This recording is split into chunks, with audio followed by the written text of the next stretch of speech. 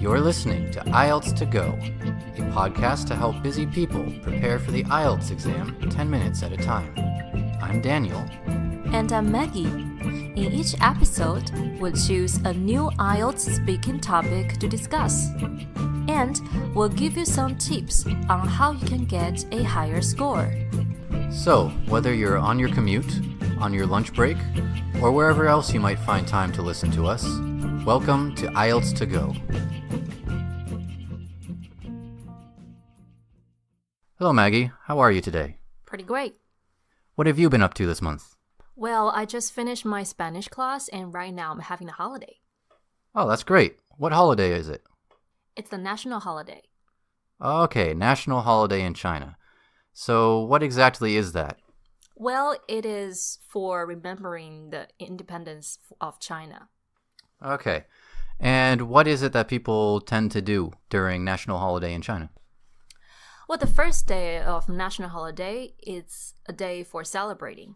Like, there will be some parade on Tiananmen Square. And usually people will take it as a chance to travel around. Well, that sounds like fun. So, are you doing any traveling this year?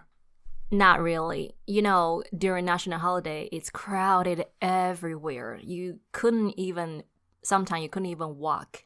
Yes, I've seen some pictures, like pictures of the Great Wall of China during national holiday, and it seems that people are packed so closely they can't move. Yeah, it's so funny because people would take a selfie and then they'll find that, hey, where am I? All right, so it sounds like you're just staying around your home for national holiday. That's okay, I'm doing the same thing. I'm just here hanging out for the same reason. I don't really like traveling during national holidays in China. It's just too crowded, too many people. Okay, well, let's get into today's IELTS topic. So the topic for today is this. Describe an area of your country you know and like. Where is it? What are its special features? What do you and other people do in this area? And explain why you like it. Okay, so what I'm talking about is Beijing. I've been here for about 3 months, I think. First, Beijing is the capital city of China. It's in the north of China. And special features, I think it's quite a flat city. I'm sure there are some mountains outside Beijing, but the city is quite flat. And it's quite easy to find the direction because it's kind of like a square, shape of square. What I'm thinking about Beijing is it's quite an old city. Everything is so old. Well, that might be the reason I like it because you can feel you can experience a lot of historical and cultural things here. And and one thing is there's so many famous historical sites in Beijing. As you know, Great Wall and Summer Palace, Tiananmen Square, and Forbidden City, numerous places I can't even count. So you can never lack of places to go. Anyway, people in this city, every time when I go to the park, I see a lot of people, like especially old people, dance there or do some exercise. And young people love to go out to the bar in Sanlitun area, which is the commercial center in Beijing. It's very, very crowded and it's a very popular place for young people to hang out. There's so many different kind of bars from different kind of countries. It's quite fun there. And if you have a car or if you have friends who have a car, that will be very convenient because you can drive to a suburb or to outer side of Beijing. You can go camping, you can go barbecue, and there's so many things to do. I know some friends who camp overnight on Great Wall. That sounds like a great experience. Okay, that sounds like a very interesting place. So a few questions. First question, how do you think this city will change in the future? I don't really think Beijing will change a lot because Beijing is a city with both the traditional things and modern international things. You know, it's kind of like an integration. And I think in the future, it's just like this, to tell the truth. Okay, and do you think that Beijing is a safe place for people to travel? I think it's quite safe. Well, let me make an example why I think this city is quite safe. When I first came to this city, I was trying to buy a knife and I couldn't find it anywhere and I couldn't cut vegetables because of that. That's very strange, right? Well, it's because according to the news, somebody went crazy and hurt people in a supermarket. And since then, government just banned knife from selling in the supermarket since then. So I think that is an example to tell you that how strict the safety system is. Okay, that's pretty different from most places I've been. I've never been somewhere that doesn't sell knives in supermarkets. One more question. What do you think the impact of tourism on the city is? I think Beijing has a lot of tourists, that's for sure. And I think they bring in different cultures too.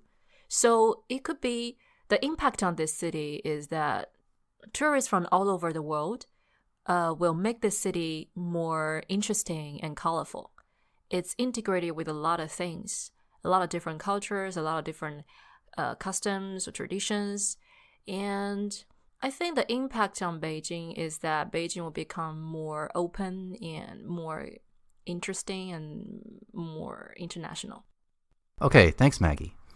For me, I would say that my favorite place is Boston. Boston is in the northeast of America, and it's where I grew up. So I went to school there, I was raised there, I've spent a lot of time there. I would say that some of its special features are that it's a major city for education. I think most people know about the universities that are there. So Harvard is there, MIT is there, Boston College, Boston University. Lots of good schools that people would know about. I think it's also known for historical reasons. So the American Revolution was really started there, or it was one of the major cities for the American Revolution. Many people learned about the Boston Tea Party in school.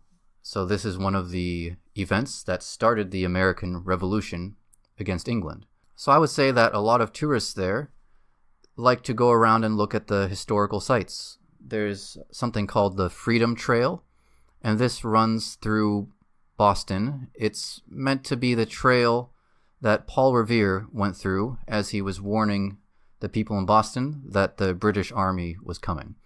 So if you go to Boston, you can follow this Freedom Trail, and there's lots of historical buildings along it, lots of places where famous people from American history lived, and where famous events happened. So I really like Boston for many reasons. I would say that I like Boston for these reasons. It is, good for education. It's got many interesting historical sites, but probably the reason why I like it the most is just because it's a beautiful city, and I spent a lot of time there growing up. I know the city well. I've walked through it many times. I have many friends there, and my family is close by. So I think that's why I really enjoy it. Now, one of the major changes in Boston is that there have been more and more tourists coming in. And not just tourists, but there's a lot of students coming in, international students. There have always been lots of international students in America, but I would say that I'm noticing more and more every time I go there, especially from China. I remember last time I was walking through the downtown Boston area, I felt like I was hearing more Chinese on the street than I was hearing English. So I think this is one of the major changes that is happening in Boston. Now, Boston has always been a cosmopolitan city, meaning that it has lots of people from all over the world. But I would say that it's becoming more and more cosmopolitan every year. There's more and more foreigners moving to Boston. Okay, it's time for this month's IELTS speaking tip. Last month's IELTS tip was that it's okay to lie. It's okay to make things up when you're answering a speaking question. This month's IELTS tip is that you should be speaking more than the examiner. This is especially important for the first part of the IELTS speaking portion. The first part, they will just do a simple interview. They will ask you some questions and you will answer them. Now, when they ask you a question, you should try to make your answer as long as you can.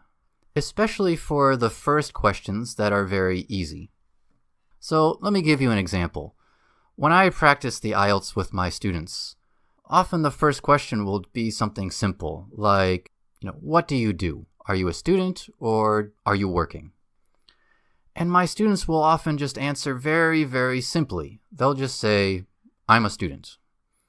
Now that's an easy question, and you can answer much longer than that, right? I always tell my students, when they ask you an easy question like that, make your answer longer. Try to talk as much as you can about such a simple question.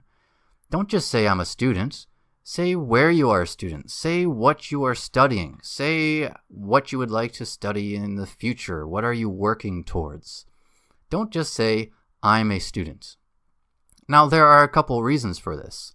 One reason is that the IELTS examiner wants you to have longer answers. This shows that your English is better, that you can talk a long time about a topic. If you just say, I'm a student, the examiner thinks that maybe your English isn't very good and you cannot say any more than that.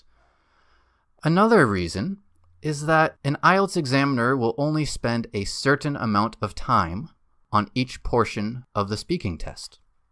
For example, on the interview portion, they only want the interview portion to last 4 or 5 minutes, which means that if you can give a long answer for the easy questions, it's less likely that they will ask you a hard question later on. So if you answer 45 seconds about a simple question, like, what are you doing right now? That means there will not be as much time later for harder questions. So, especially on the first part of the speaking test, when they are interviewing you, when they ask you a simple question, try to expand on your answer.